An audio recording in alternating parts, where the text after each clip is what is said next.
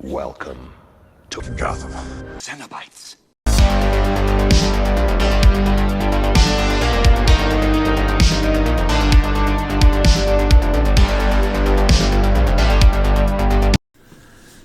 Hello everyone, welcome back to another video. You have clicked on Gotham Cenobites. I'm Terry, and today we're going to be going over part 2 of my Quartet Hellraiser Quartet of Torment 4K release by Arrow Films, Arrow Video. I think they call themselves both.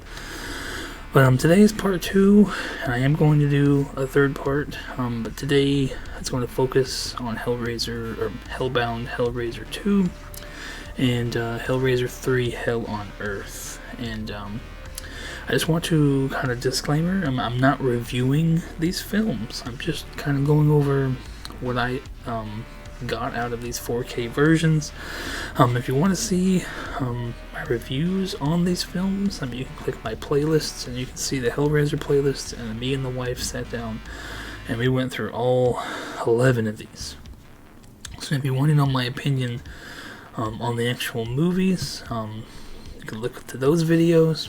This is just going to be my opinion of what we were given in this 4K Ultra set. So I'm gonna get started. So Hellbound Hellraiser 2. I didn't watch the whole movie. I kind of skimmed through it. The 4K version, just kind of see. It was fresh in my mind because, like I said, it was just last year we watched it and reviewed the movie. But overall thoughts is the 4K version, of course, it looked great.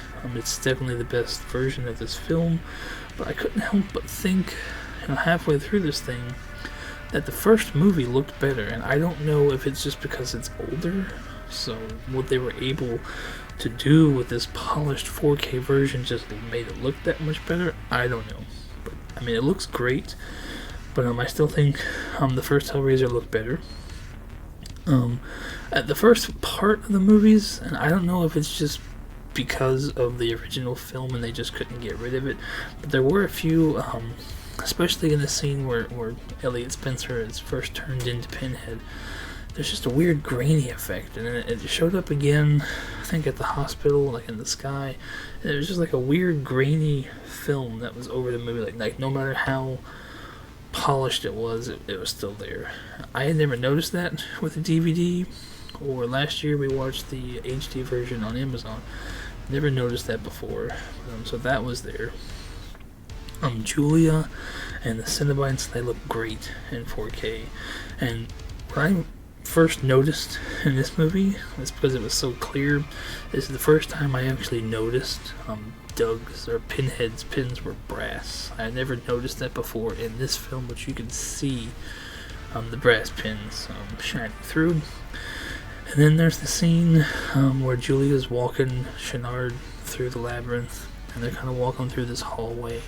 It's very colorful, and it's just the colors, because when you go to the special features, a lot of that is not in 4K. It's very much DVD or less quality.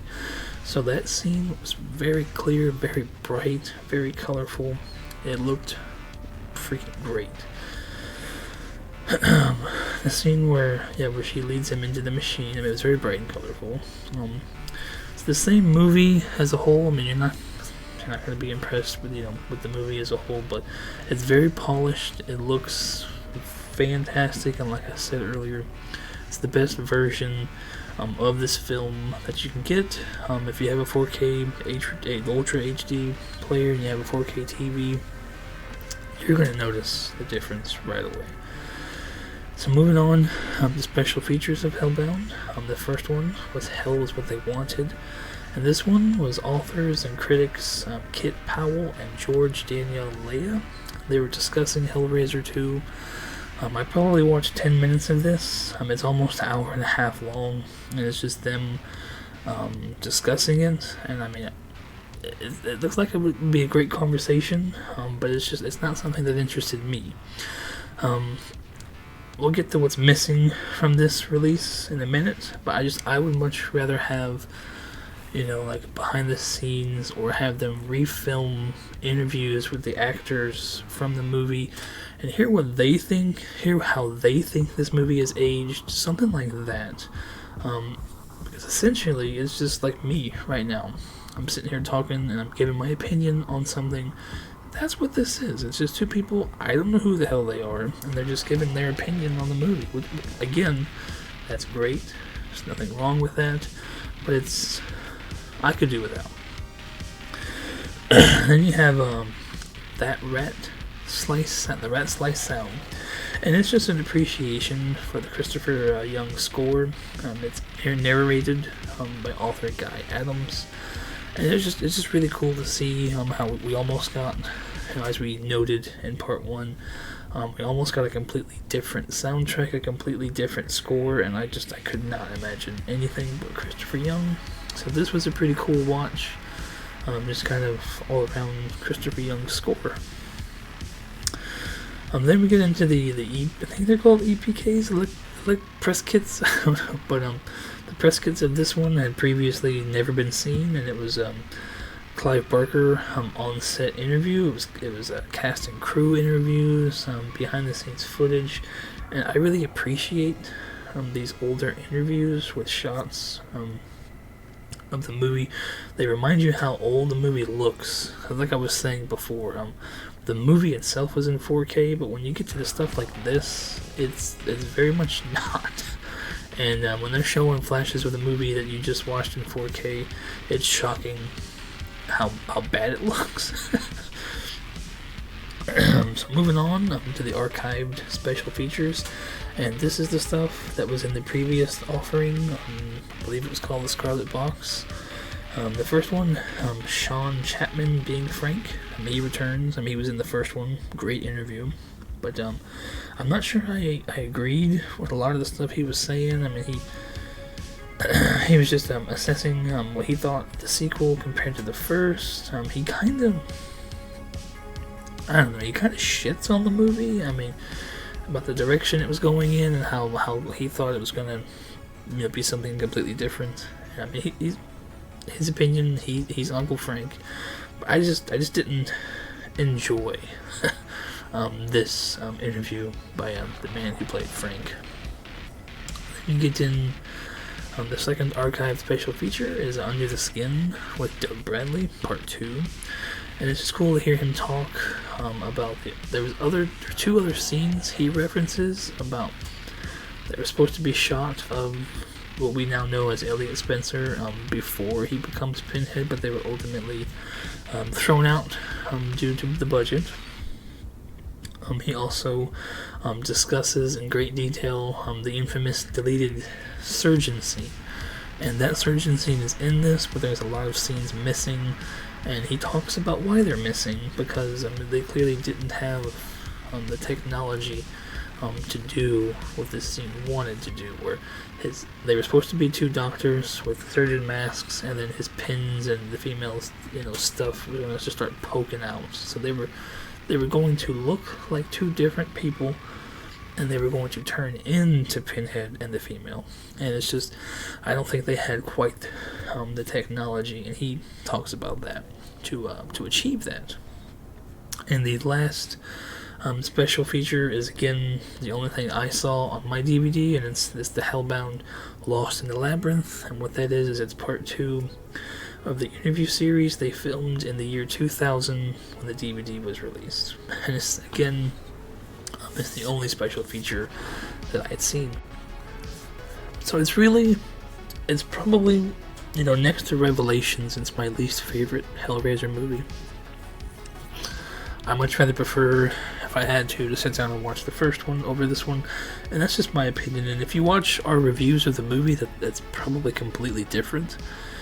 But I cannot stand Chenard, and he pretty much killed all the Cenobites. Spoiler alert, again, I'm not reviewing the movie, I'm just trying to explain to you why I don't really care for this one. So that's kind of affected my score.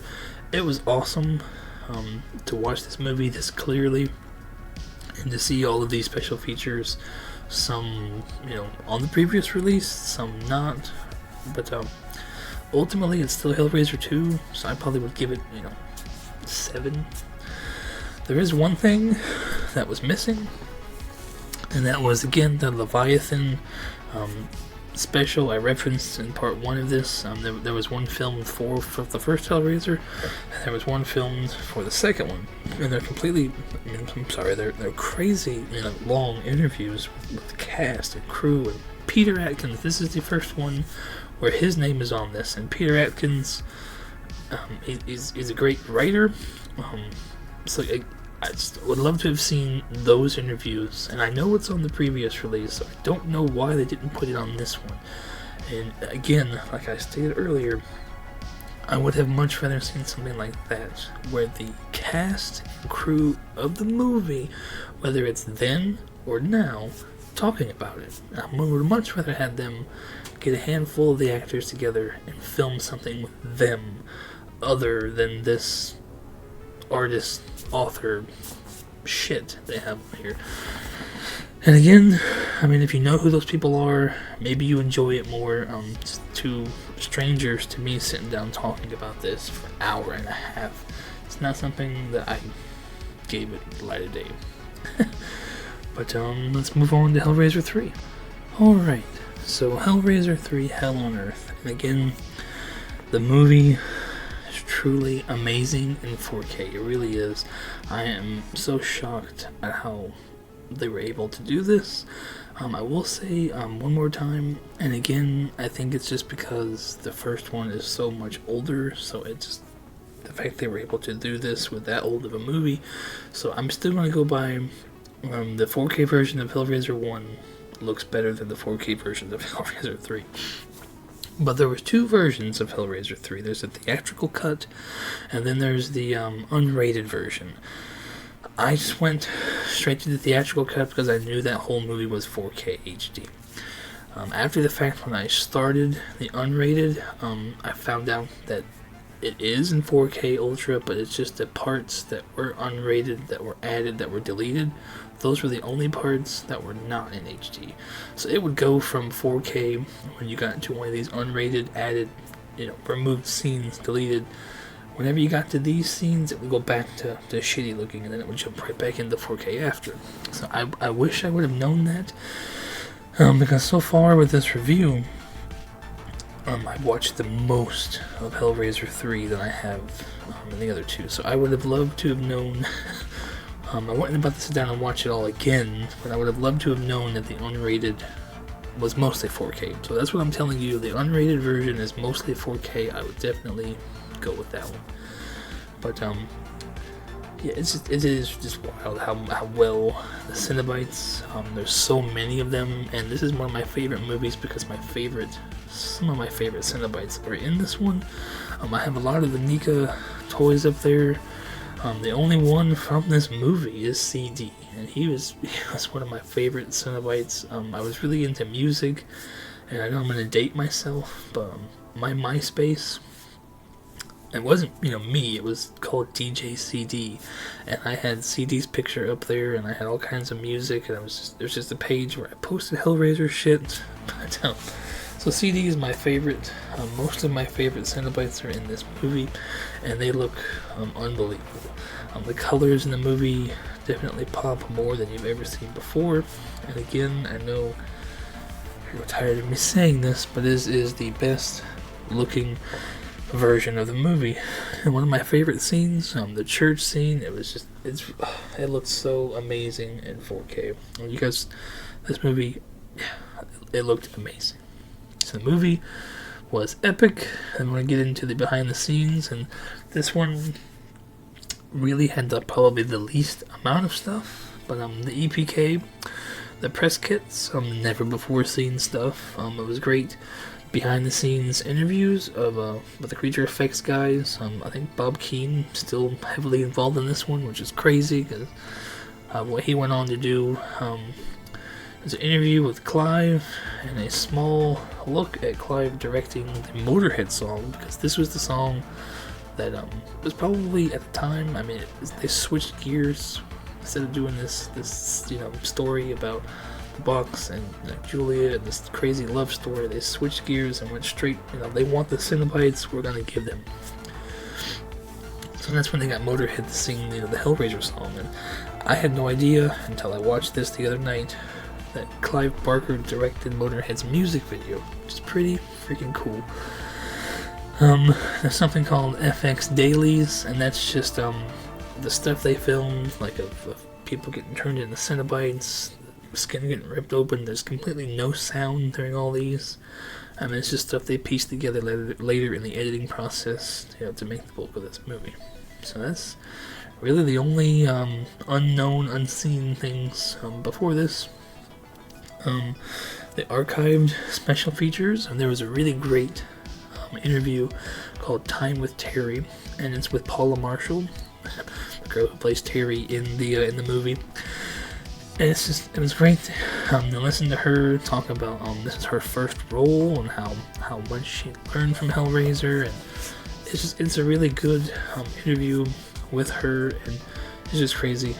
I knew her from Seinfeld. There's a infamous episode where she comes in and she's Jerry's girlfriend, and she thinks that he's gay with George, and they're like, "Not that there's anything wrong with that." So, it's a very infamous episode that I still quote to this day. And it was Paula Marshall. So I've always kind of had a soft spot for this one because of her, and I don't know. She's definitely gives Ashley Lawrence a run for her money. But another one was called Raising Hell and Earth, and it was a great interview with the director of this one, Anthony Hickox, and it was great to hear him talk about how he got the role and pretty much the right place at the right time, because the first director, Tony Randall, the director of the second one, was supposed to direct this one, and that kind of fell through. But the other special feature is Under the Skin, Part 3, and it was great to hear Doug talk about this one and how he had dual roles, how it was the first time he saw somebody else in the Pinhead makeup, because of course towards the end when they're facing off, he had some scenes he had to film with Pinhead, so just hearing him talk about how it was the first time he'd seen somebody else in the makeup and how it pissed him off and how he had no idea he had held this role so close to him. I was just so mad to see somebody else play the role. It was a good interview, and that is pretty much it. That is Hellraiser 2 and Hellraiser 3, and 3 and 4 are my favorites. I'm leaving part 4, the fourth movie for the last part, and then my overall thoughts of this box set, for part 3, because I'm probably going to watch both versions of Hellraiser 4, or at least most of both versions. Hellraiser 4 is my favorite movie, which again is why I want it to be its own part. But Hellraiser 3, I think, is a solid 9 out of 10 for this review, for this discussion in 4K. Overall, 1 through 3 so far, I definitely think it's worth the money. Again, if you have the devices, get you a 4K Ultra HD player like I didn't have to start this journey, and a 4K TV, and I don't think you will be disappointed. I know the Scarlet box, the previous release from Arrow, has more special features in 1 and 2, but I believe it's only 2K, so this one is a much more polished, much better versions of the film. And that is going to do it for part 2. Thanksgiving is this week, so I don't know when part 4 is going. Part 3 featuring Hellraiser 4, I don't know when that's going to land. I do have to do some filming this weekend of the collection for another channel. Stay tuned for details on that coming. But if you guys enjoyed me ranting about these 2 movies I love, hit the like button, subscribe if you want to, and I hope you guys enjoyed this, and as always, no matter what it is, I'll catch you on the next one. Peace. So what's up, everybody? Did you hit that subscribe button? Why not? We're giving away these 5 books. I'm about to put over my face. We're giving away all 5 of these books. The 4 of the metal books put up by me. The 5th, the Batman Who Laughs book, put up by the very kind and gracious Steve over at Casual Nerd Problems. And not only did he come in clutch with this 5th book, The Batman Who Laughs, that immediately picks up after the metal event, but he also went out and got it signed, here you see, by Scott Snyder. Big thank you to you, Steve. Thank you so much for always being there. Thank you so much for supporting me as much as you have. It is awesome that you gave up that book signed for this giveaway. So stick around, like this video, subscribe, and we're gonna go live once we hit 500 subscribers on both channels, here at Gotham Cinebites and over at Casual Nerd Problems. So subscribe to both, that way you have double the notifications whenever that video does go live. As always, I appreciate you for watching. I appreciate everybody who subscribes. You might as well get you all 5 of these books. So yeah, thank you so much. Stick around for that giveaway.